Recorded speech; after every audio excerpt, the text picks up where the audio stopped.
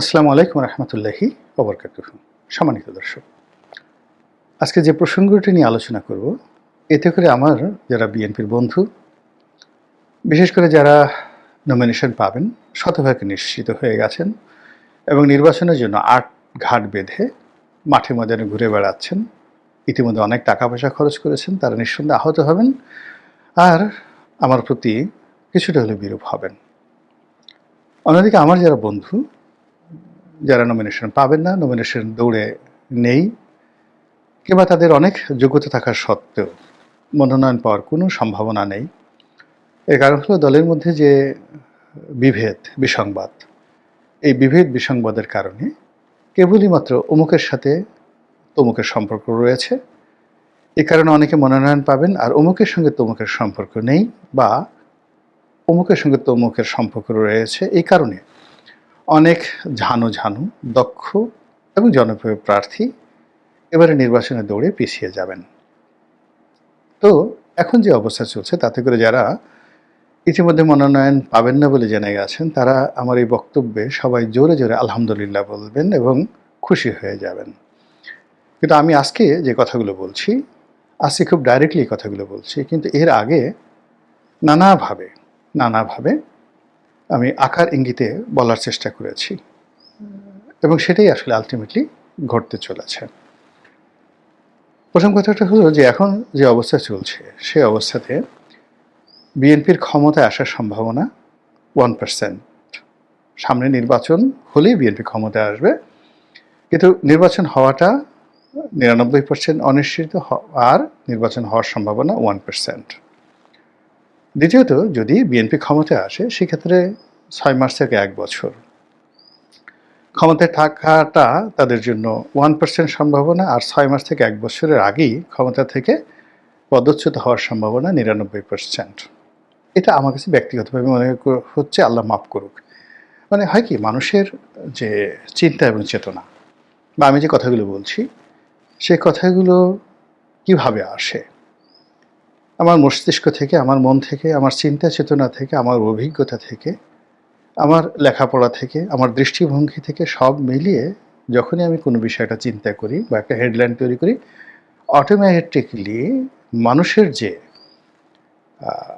গঠন প্রণালী, তার মস্তিষ্ক, তার মন, তার হৃদয়, তার পারিপার্শ্বিক অবস্থা আল্লাহ যেভাবে তৈরি করেছেন, সব মিলিয়ে এই কথাগুলো কালাম, কথার আরবি শব্দ হলো কালাম, আল্লাহই এই কথাগুলো মানুষের মুখ দিয়ে বের করে দেন।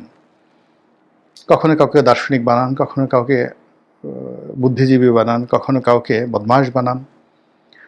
আমার অবস্থান নিয়তে কী রেখেছে আল্লাহ রাব্বুল আলামিন আমি জানি না, কিন্তু আমি বলে যাচ্ছি আমার মতো করে। এবং আজকের দিন পর্যন্ত, আমার এই জীবনে আজকের এই দিন পর্যন্ত মোটামুটি একজন মানুষ এই জীবনে বাংলাদেশের প্রেক্ষাপটে দুটো ডাল ভাত খেয়ে যতটা সম্ভব ভালো থাকা সম্ভব, আল্লাহ আমাকে ঠিক সেই পর্যায়ে রেখেছে। আফসোস করার মতো, রিগ্রেট করার মতো, অসন্তুষ্টি প্রকাশ করার মতো আমার জীবনে একটা সিঙ্গেল ঘটনা নেই।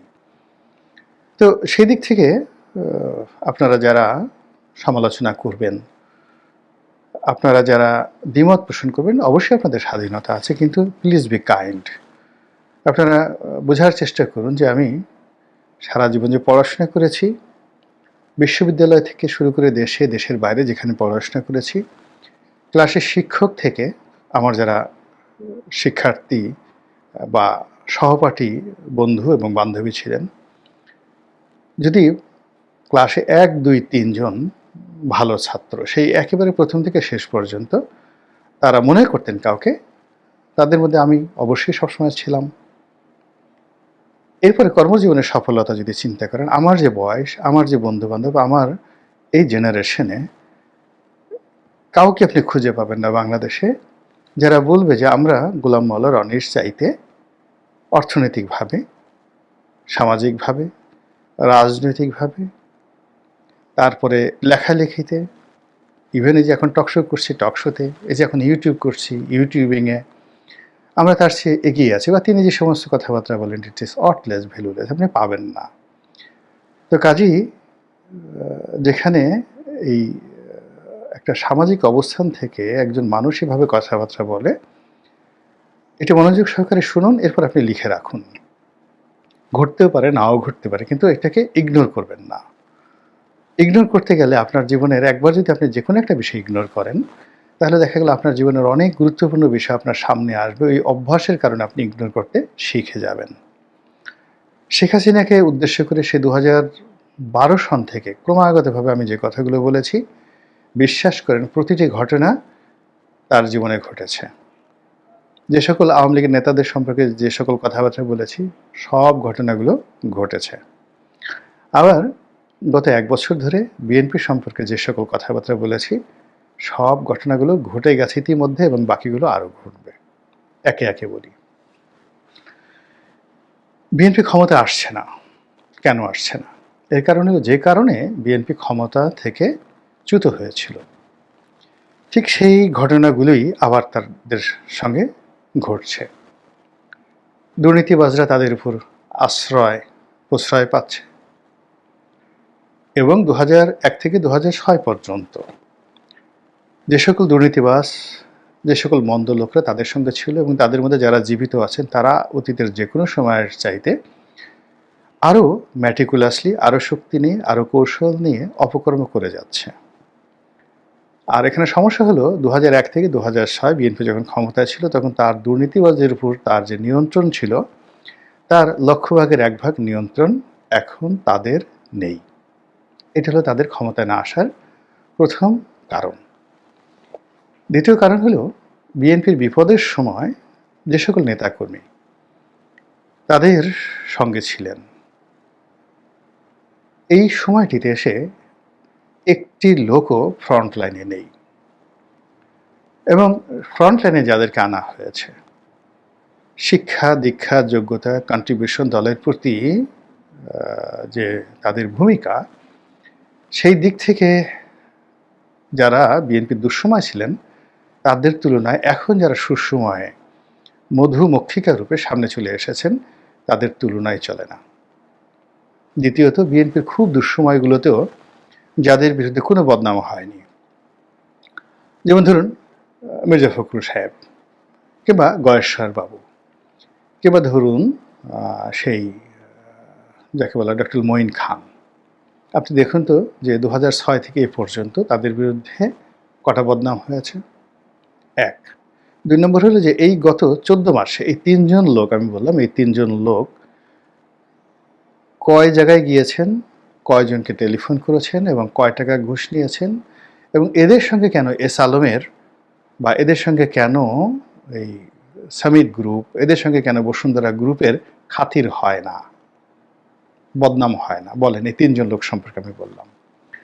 আবার সালাউদ্দিন সাহেব এখন একেবারে ফ্রন্ট লাইনে আছেন, তার যোগ্যতা নিয়ে, তার স্মার্টনেস নিয়ে, তার শিক্ষার দিক থেকে আমার কোনো প্রশ্ন নেই। কিন্তু কেন চিংড়ি ঘেরে নিয়ে, কক্সবাজারে জায়গা জমি দখল করা নিয়ে, সেখানকার গরু চোরাচালানি থেকে শুরু করে যত মন্দ কাজ আছে, সব কাজে কেন সালাউদ্দিন সাহেবের নাম আসবে? ওখানে তো আর একজন বিএনপির নেতা আছেন, খুব নামকরা, কাজল সাহেব। তার বাবাও ধনী ব্যক্তি ছিলেন, আমার সঙ্গে সংসদ সদস্য ছিলেন। কই কাজলের নাম তো আসছে না। তো যেখানে কাজলের নাম আসছে না, সেখানে সালাউদ্দিন সাহেবের নাম তো একেবারে আসা উচিত না। বিকজ কাজল তো কক্সবাজারের একদম প্রপারের সান অফ দ্য সয়েল। আর সালাউদ্দিন সাহেব মূলধারা রাজনীতি থেকে বহুদিন, তার একমাত্র যোগ্যতা হলো যে তিনি বেগম জিয়ার এপিএ ছিলেন, সাবেক মন্ত্রী ছিলেন, আর জনাব তারেক রহমান সাহেবের খুবই বিশ্বাসভাজন। এর বাড়িতে তার কোনো যোগ্যতা নেই। তো এই অল্প সময়ের মধ্যে আসার সঙ্গে সঙ্গে কেন দুনিয়ার কোনো গাড়ি বাদ দিয়ে তার কাছে কেন এসএলএমের গাড়ি গেল? এসএলএমের গাড়ি তো আমার কাছে আসতে পারতো, কেন আমার কাছে এসএলএমের গাড়ি আসলো না? আমি তো এই বাংলাদেশে কানেকশন বলেন, ব্যক্তিগত পরিচিতি বলেন, এখন যারা বিএনপি যে সমস্ত লোক ফ্রন্ট লাইনে আছে, মানে আমরা যদি এক টেবিলে বসি, লোকজন তো তাদের দিকে না তাকিয়ে আমার দিকে তাকায়, তাদের কাছে জিজ্ঞাসা না করে আমার কাছে জিজ্ঞাসা করে। এটা তো গত সেই ২০০৯ সন থেকে আমার এই যে অবস্থাটা, সেই অবস্থাটা চলমান, বাড়ছে। টিল নাও আমি যদি এখন রাস্তায় দাঁড়াই, ১০ জন লোক এগিয়ে আসে শ্রদ্ধা নিয়ে। তো কেন একটা টেলিভিশন দখলের অভিযোগ, পত্রিকা অফিসের দখলের অভিযোগ, কোনো একটা ব্যাংকের চেয়ারম্যান হওয়া, কোনো একটা সরকারি অফিসের পরিচালক হওয়া, ২-৪টা ডিসি নিয়োগ করা। আমার আত্মীয়-স্বজন তারা কি ২-৪ হাজার লোক চাকরি করে না সরকারি? তাদেরকে আরও প্রমোশন বদলি নিয়ে সচিবালয়ে যাওয়া। একটা সিঙ্গেল ঘটনা কেন আমার জীবনে ঘটলো না? মানে আমি আমাকে উদাহরণ দিয়ে বিএনপির এরকম শত, শত লোকের কথা বলছি, হাজার, হাজার লোকের কথা বলছি যারা এরকম নিবেদিত প্রাণ কিন্তু যাদের বিরুদ্ধে বদনাম হয় নাই। কেন সব বদনাম সালাউদ্দিন সাহেবদের মতো লোকদের আসবে এবং তারাই দলের ছড়ি ঘোরাচ্ছেন এই মুহূর্তে। তৃতীয়ত, এখানে তারেক রহমান সাহেবের দুজন উপদেষ্টা আসছেন। একজন নাকি পররাষ্ট্র উপদেষ্টা, আরেকজন কি উপদেষ্টা। তাদেরকে নিয়ে যে মিশ্র প্রতিক্রিয়া তৈরি হচ্ছে, তাদের কর্মকাণ্ড, তাদের অ্যাটিটিউড, তাদের কথাবার্তা, এবং এতকাল তারা কেন আসেননি? এই ভদ্রলোকদের বিরুদ্ধে তো কোনো মামলা ছিল না, মোকদ্দমা ছিল না। তো বাংলাদেশে যারা রাজনীতি করেছেন, শেখ হাসিনার জুলুম অত্যাচার থেকে শুরু করে প্রতিটা জিনিস মোকাবেলা করে এরা প্রতি মুহূর্তে গুম হতে পারত।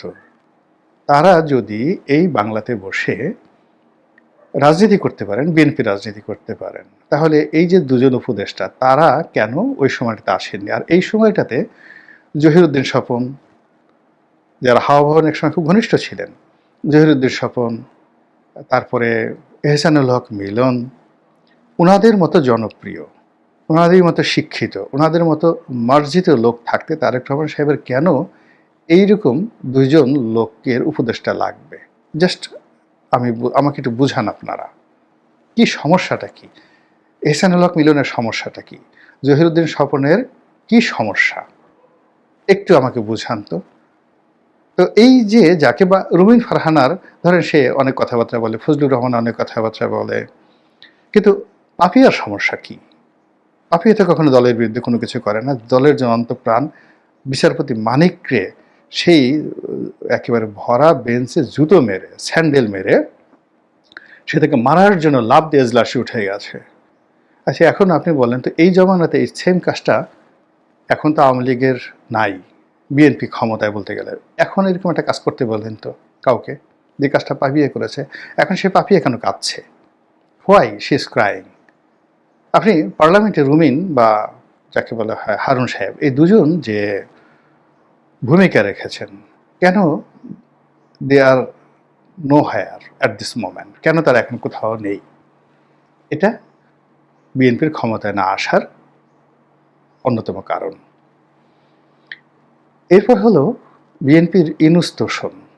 ডক্টর মোহাম্মদ ইউনূসকে তারা খুব তোষণ করছেন, এনসিপি তোষণ। বিশ্বাস করেন, ক্ষমতা কোনোদিন হাতে পায়ে ধরে ক্ষমতাও পাওয়া যায় না। আর তোমার পায়ে ধরি, মিনতি করি, ওই সে আব্দুল করিমের গান, প্রাণবন্ধু হইল না আমায়, এই মিনতি করি গো প্রাণবন্ধু হইল না আমায়। তো মানে গান করে, তারপরে মিনতি করে, কোনো প্রেমিকার পা ধরে কারো প্রেম পাওয়া গিয়েছে, এটা হয়নি। বরং তাচ্ছিল্য জুটেছে, অপমান জুটেছে। আপনার প্রতি যতটুকু আকর্ষণ থাকে, আপনি যত বেশি অবনত হবেন, সেই আকর্ষণটা আরও কমতে থাকে এবং বিরক্তিকর পর্যায়ে চলে যায়। মিনতি করে কখনো প্রেম হয় না। আবার একইভাবে মিনতি করে, রাজামশাই আমাকে আপনার মন্ত্রী বানান, রাজামশাই আমাকে আপনার সেনাপতি বানান। আরে রাজামশাইকে মন্ত্রণা দেওয়ার যোগ্যতা থাকতে হবে, এবং রাজা যদি বুদ্ধিমান হয় তাহলে সে ওইরকম মন্ত্রী খুঁজবে যে মন্ত্রী প্রতিদিন তাকে বিষ খাওয়াবে, এবং বিষ খাইয়ে তাকে এমনভাবে করবে চাণক্যের মতো, যেন গোখরা সাপটাকে কামড় দিলেও কখনো তার মৃত্যু না হয়। এইরকম মন্ত্রী দরকার, চাণক্যের মতো মন্ত্রী দরকার, ম্যাকিয়াভেলির মতো মন্ত্রী দরকার।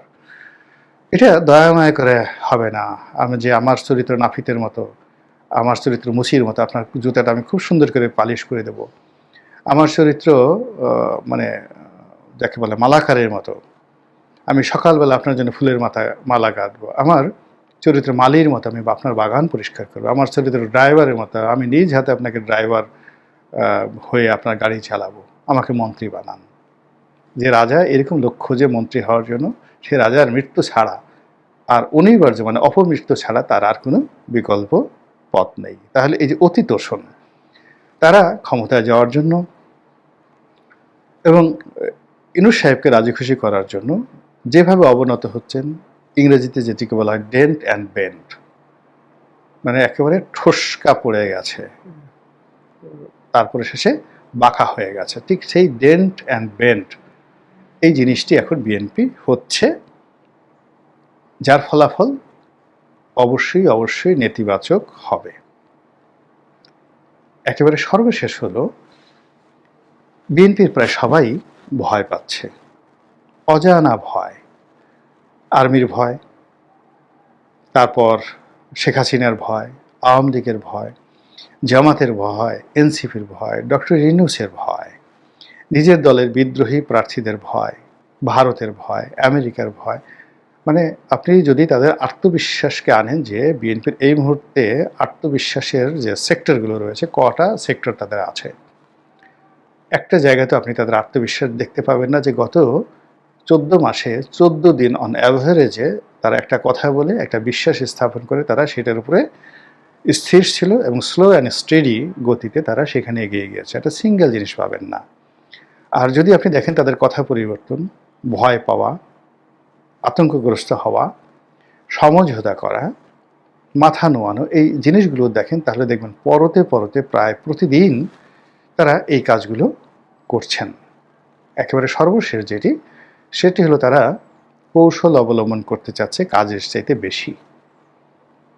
সবসময় কাজ বেশি করতে হয়, কাজ করার জন্য যতটুকু কৌশল দরকার, ফলাফলের জন্য যতটুকু কৌশল দরকার সেটা অপরিহার্য। কিন্তু আপনি কোনো কাজ করবেন না, কিন্তু শুধু কৌশল করবেন। কাজ করবে সবাই, আর আপনি শুধু কৌশল করবেন, আর এমনি এমনি সেই জিনিসগুলো এসে যাবে, তার সেটা কখনো হয় না। ছোট্ট একটা উদাহরণ দিয়ে ভিডিও শেষ করব। আলাউদ্দিন খিলজি, আপনারা নাম জানেন সবাই, ভারতের বিখ্যাত সম্রাট। তার চাচা জালালউদ্দিন খিলজি তার শ্বশুরও বটে। তো আলাউদ্দিন খিলজি যুদ্ধ করে বেড়ায়, আর জালালউদ্দিন খিলজি আলাউদ্দিনের উপর নির্ভর করে সেই পায়ের উপর পা তুলে বিলাসিতা করে। আলাউদ্দিন খিলজি একের পর এক জয় করে এবং সে লুণ্ঠন করে অর্থ সম্পদ এনে পুরো মানে দিল্লির যে জালালউদ্দিন খিলজির যে মসনদ সেটাকে একদম ভরপুর করে দেয়। এবং সর্বশেষ সে দেবগিরি জয় করে এবং সীমাহীন ধনসম্পদ অধিকার করে। তখন জালালউদ্দিন খিলজির যারা সন্তান, তার স্ত্রী, তারা সবাই তাকে বারবার বলছিল যে দেখো, এ কিন্তু বাড়াবাড়ি করছে, তো একে বন্ধ করো আর এর থেকে দূরে থাকো, আর এর উপর তোমার নির্ভরতা কমাও। কেননা সে 10 টাকা চুরি করছে, তোমাকে 2 টাকা দিচ্ছে, 8 টাকা সে মেরে দিচ্ছে, এই 8 টাকা তোমার বিরুদ্ধে ব্যবহার করার জন্য। তো তিনি উত্তর দিয়েছিলেন যে দেখো, যুদ্ধের ময়দানে আলাউদ্দিন তলোয়ার চালায়, আর তার তলোয়ার দ্বারা যেটা অর্জিত হয়, আমি এখানে বসে বসে মুখ চালাচ্ছি, কথা বলছি, আর এর মুখ দিয়ে খাবার খাচ্ছি। তো কাজেই আলাউদ্দিন সম্পর্কে কোনো কথাবার্তা বলবা না। ইতিহাস সাক্ষী, তিনি এই কথা যখন বললেন, উইদিন 6 মান্থ সেই আলাউদ্দিনের হাতেই তার মৃত্যু হয়েছিল। এই হলো বাস্তবতা। তো কাজেই গুলিস্তানে চাঁদা উঠবে, টেকনাফে চাঁদা উঠবে, উখিয়াতে চাঁদা উঠবে, চকরিয়াতে চাঁদা উঠবে, চট্টগ্রামে চাঁদা উঠবে, কারওয়ান বাজারে চাঁদা উঠবে। আর যে সকল চাঁদাবাজ এ সকল চাঁদা তুলে আপনাকে দিবে, আমাকে দিবে, আর আমরা বসে বসে খাবো আর তাদের উপর আধিপত্য বিস্তার করবো, এটা কোনো দিন হয় না। এই চাঁদাবাজরাই আপনাকে আমাকে একদিন খেয়ে দেবে। আল্লাহ আপনাদের সবাইকে আমাকে সহ হেদায়েত দান করুন। আসসালামু আলাইকুম ওয়া রাহমাতুল্লাহি ওয়া বারাকাতুহু।